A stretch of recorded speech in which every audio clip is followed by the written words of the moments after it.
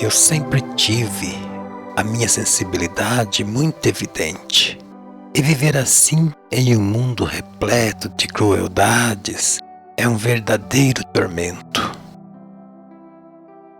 Como se não bastasse, podendo ainda perceber a maldade, até mesmo onde muitos acreditam estar a bondade.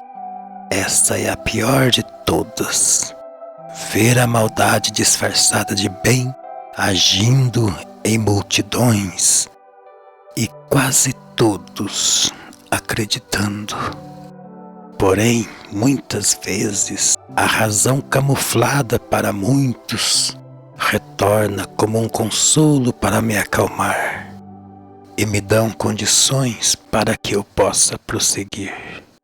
E assim se faz a cada dia, ainda que tenha que alcançar lá nesse meu passado um acontecimento para interpretar aqui agora e melhor viver e contar essa história. E assim eu vou seguindo vida fora, tentando fazer valer tudo aquilo que a mim foi concedido. Com o passar do tempo, mais triste me tornei, porém mais consciente e com melhores condições para construir méritos pela minha existência.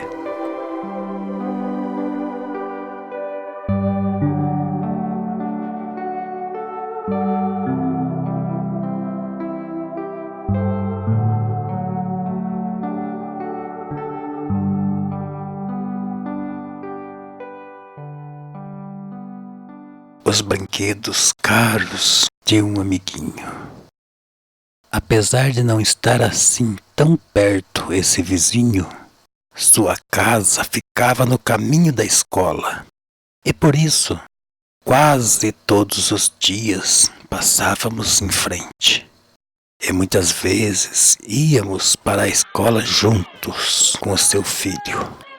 Eu admirava sua residência, que era bem bonita, com uma frente arborizada, cedrinhos plantados de forma planejada, toda iluminada com luz a gás, pois nesse tempo não tinha ainda eletricidade no campo.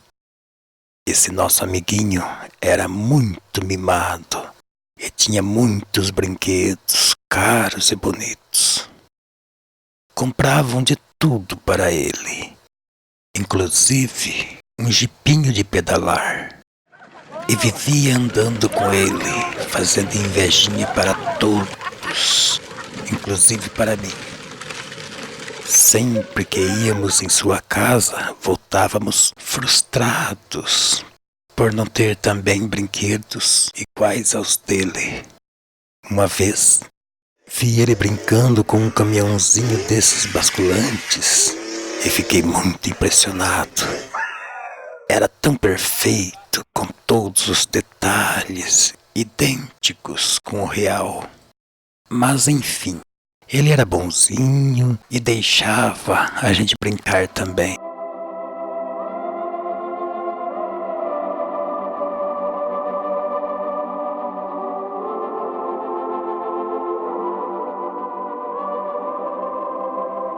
Mesmo sendo ainda criança, em sua casa eu sentia algo que já estimulava minhas imaginações. Ficava em um lugar muito legal e possuía uma chegada agradável, com bastante vegetações e flores. E aquilo tudo já me sugeriam a ideia de um lugar maravilhoso, mas não tinha ainda a noção do que se tratava. Agora, retornando ao passado, revivendo novamente aquelas emoções, posso concluir que já era uma sensação relacionada a esse magnífico lugar que tanto persiste nas entranhas deste meu imaginar, incessantemente, até esse momento.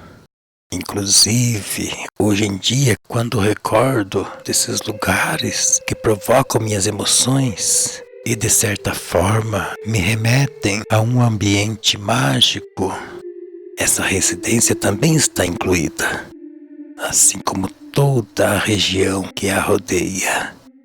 E também segue por um vale que avança por quilômetros, acompanhando um rio.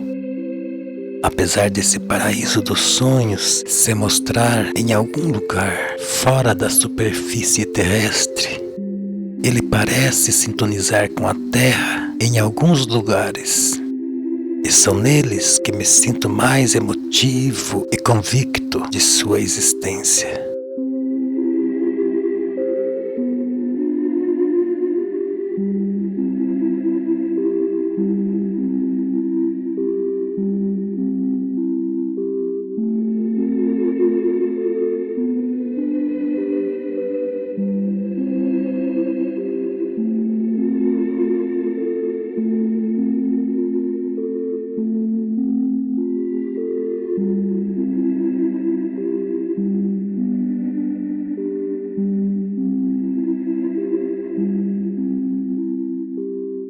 Apesar de estar sobre uma terra devastada pela ação humana, diante dos meus olhos ela aparece como se duplicada e posso assim apreciar a realidade e também uma cópia muito melhor, como se aperfeiçoada em todos os sentidos. Por exemplo, quando estou sentado em algum lugar onde minha vista tem acesso a uma rua ou qualquer outro cenário, sobre aquela mesma cena vem a imagem com todos os detalhes de como ela deveria ser se fôssemos seres iguais a esses que habitam o paraíso dos meus sonhos.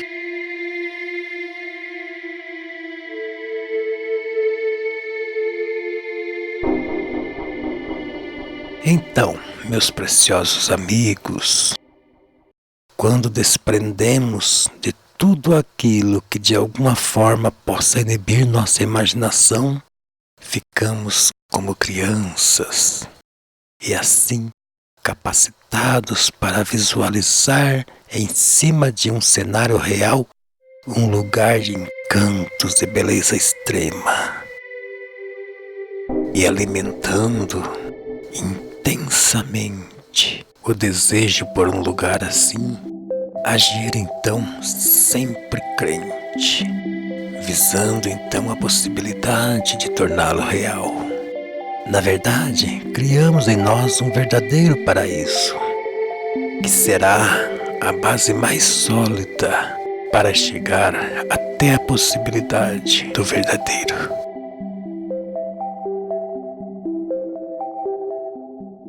Vivemos em um lugar magnífico, habitado por seres, e dentre eles, o mais cruel de todos, que somos nós, os seres humanos.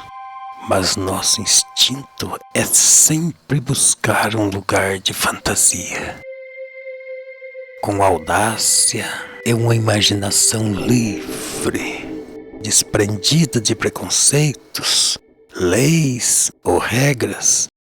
Podemos imaginar em cima da realidade e vê-la como deveria ser.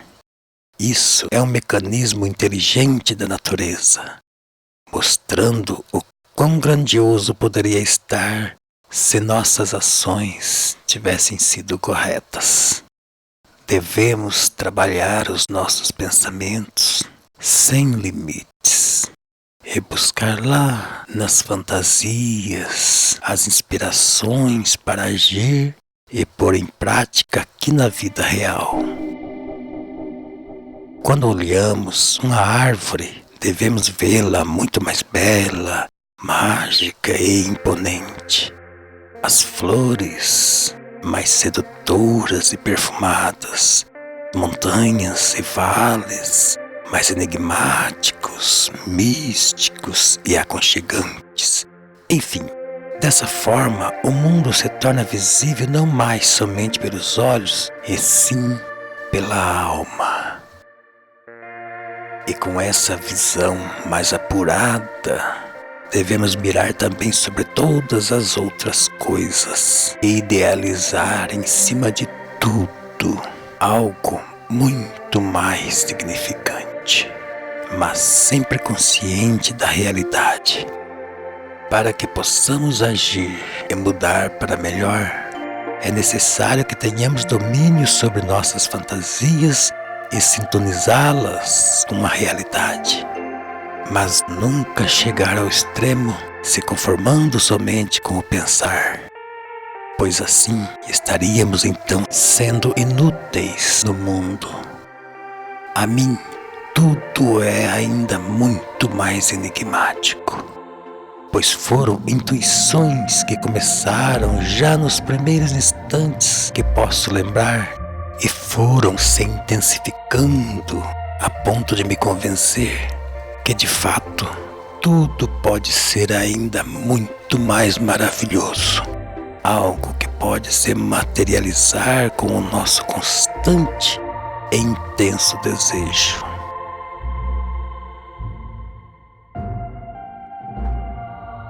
A primeira impressão de um paraíso de forma mais consciente. Uma vez, estava eu e meu pai passando de carroça em um lugar e pude ver pela primeira vez uma plantação de trigo. Observando, vi que no meio existiam algumas varas com uma espécie de bandeira em cima. Perguntei a ele o motivo daquelas estacas com bandeirinhas. Respondeu que era para espantar os passarinhos. Fiquei olhando aquela plantação e ao fundo tinha uma casa com um senhor andando por entre o trigal. E mais atrás, uma mata onde o verde escuro fazia destacar todo o cenário. Uma cena muito rara e esplêndida. Eu senti naquele momento uma emoção tão grande ao ver tudo aquilo de maneira anormal e bela, como se fosse um paraíso. E pela primeira vez tive a impressão de ser arremetido a um lugar que parecia não ser da terra. Uma recordação tão nítida.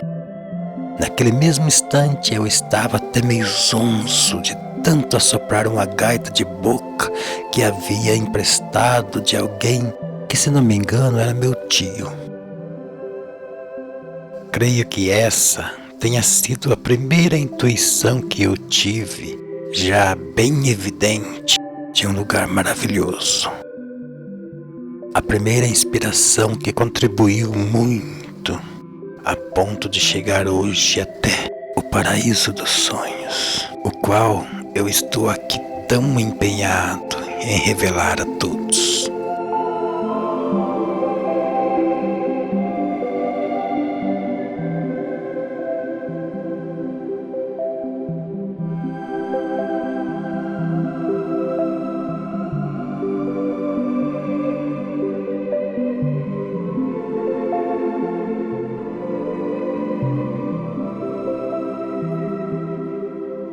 Nesse tempo, entre 1970 até 1975, aconteceram muitas coisas que, associando com as outras ainda mais remotas, já foram começando a mostrar o princípio de um conteúdo abrangente, chegando ao ponto de me convencer e então considerar a sua importância. Dentre todos os acontecimentos, existem aqueles que talvez não tenham de fato ligações com essas intuições, ou então Eu não pude compreendê-los o suficiente para interligá-los, acoplando a esse evento, como por exemplo, uma passagem típica de criança peralta. Tudo começou quando meu pai encomendou um carro de descer na descida. Ele foi na cidade visitar o meu tio Francisco, que trabalhava em uma empresa que construía carrocerias para caminhões e vendiam máquinas agrícolas. Como ele trabalhava com as máquinas, então meu pai encomendou a ele um carro de madeira para brincarmos nas descidas. E foi uma alegria tão grande quando ele trouxe. Como nossa casa ficava no alto de um morro, então haviam descidas para todos os lados. Inclusive na estrada que dava acesso para a cidade. Era bem extensa. Imagino que passava de 1 quilômetro. E era lá que mais gostávamos de brincar. Ficávamos todos esfolados de tanto cair daquele carrinho, enquanto descíamos naquela estradinha pedregosa.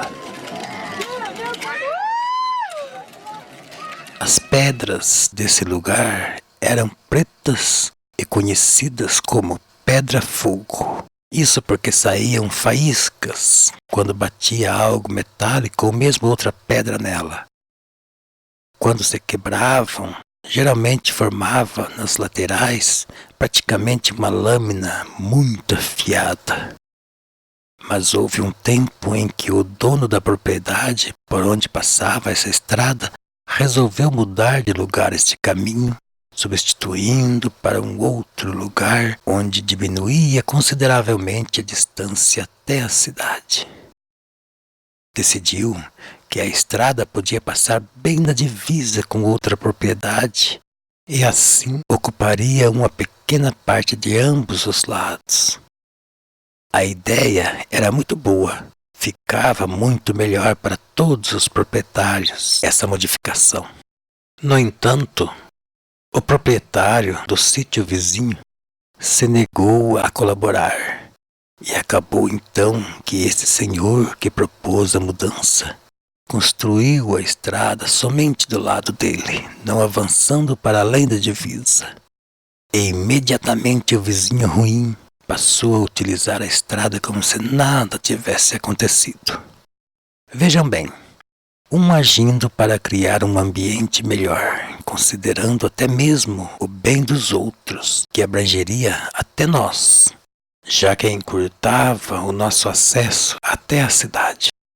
E outro agindo de maneira oposta, complicando, dificultando, criando intrigas e poluindo o espaço com suas energias negativas e destrutivas.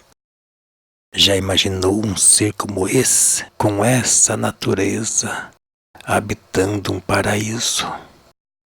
Certamente, se isso acontecer, esse não seria mais um lugar de paz.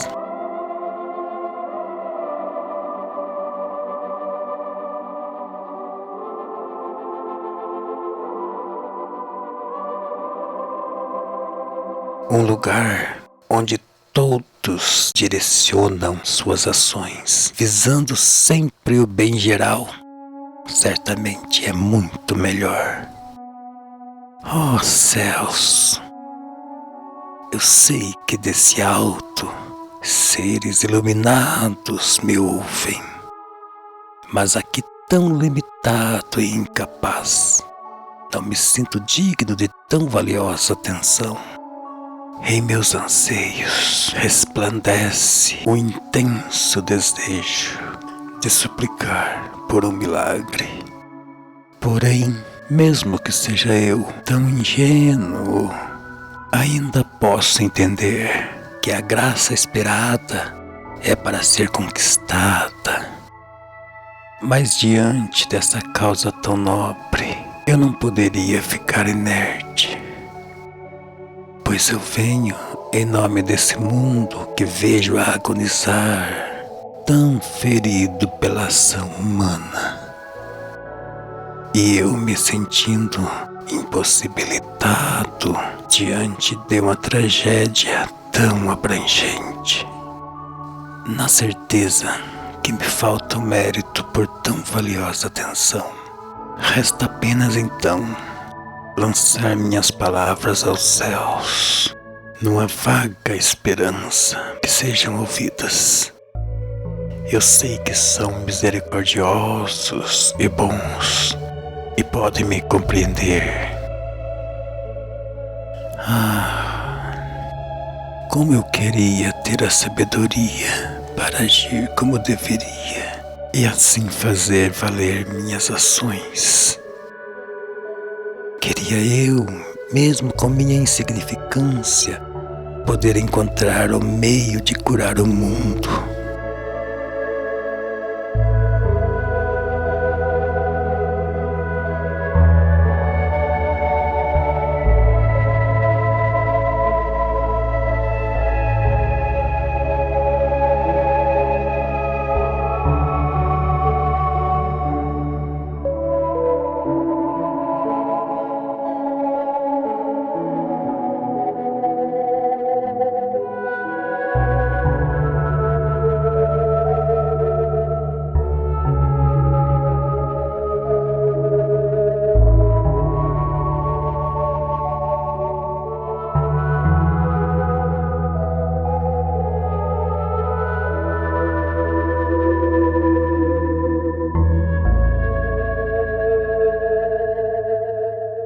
Mas quando lembro da pedra que ao desmoronar pode causar uma avalanche, a motivação para doar o pouco que tenho se intensificam.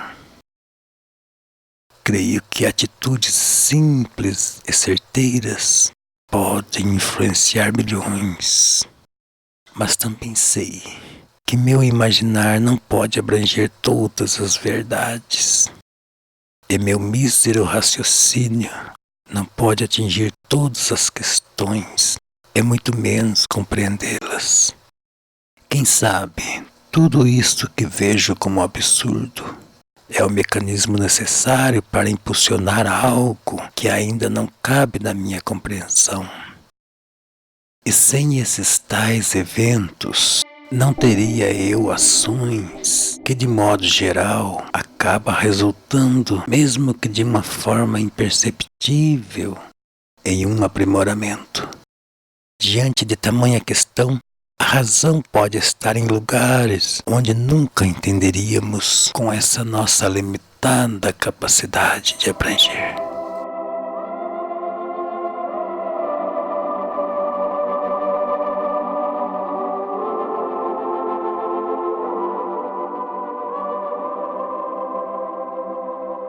Nessa mesma descida, ao lado da estrada, certa vez, após a terra ser arada, encontramos muitas batatas doces e saborosas.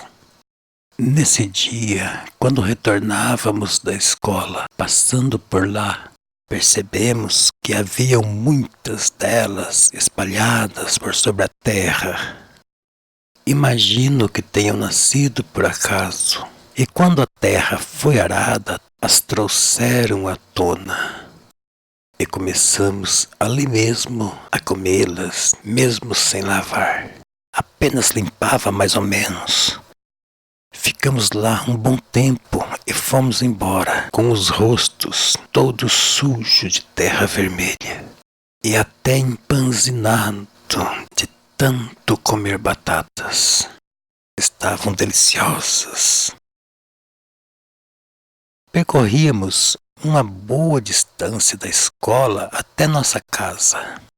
E nesse trajeto, muitas coisas aconteciam.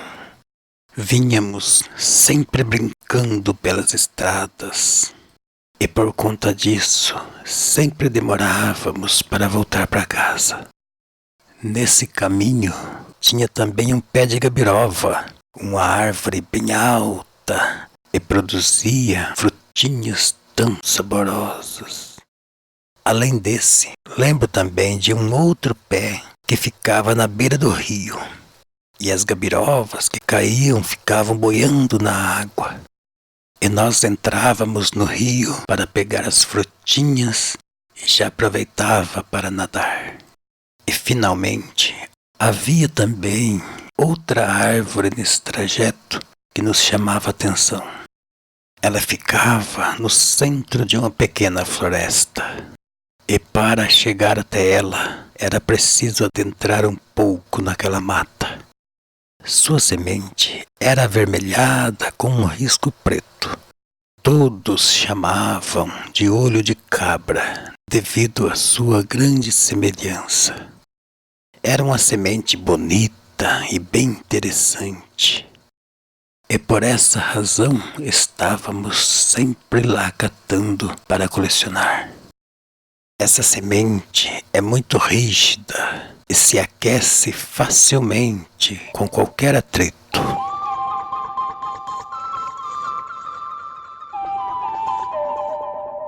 Nessa morada aconteceram ainda muitas outras coisas, mas me limito aqui contando uma das últimas acontecidas antes de mudarmos para a cidade.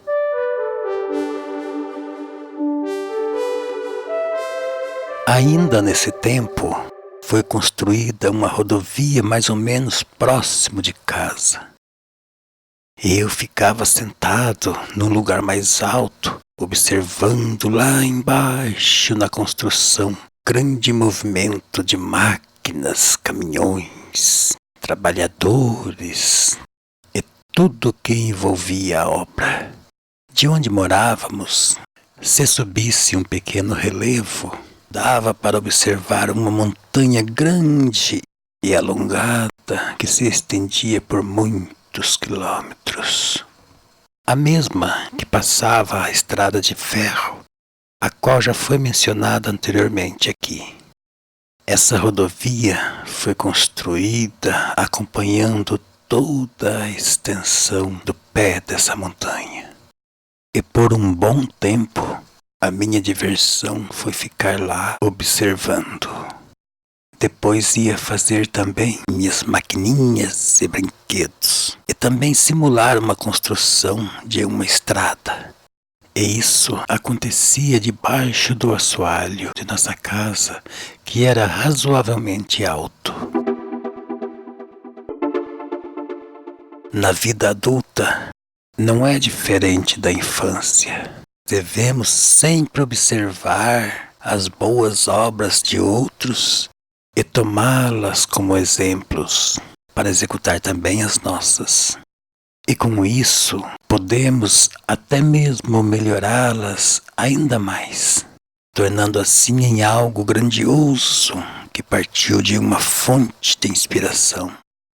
Devemos estar sempre atentos para os acontecimentos à nossa volta, pois eles podem nos sugerir algo de bom. Eu ficava muito tempo observando atentamente, e assim eu adquiri a exata noção de todo o processo da construção de uma rodovia asfaltada.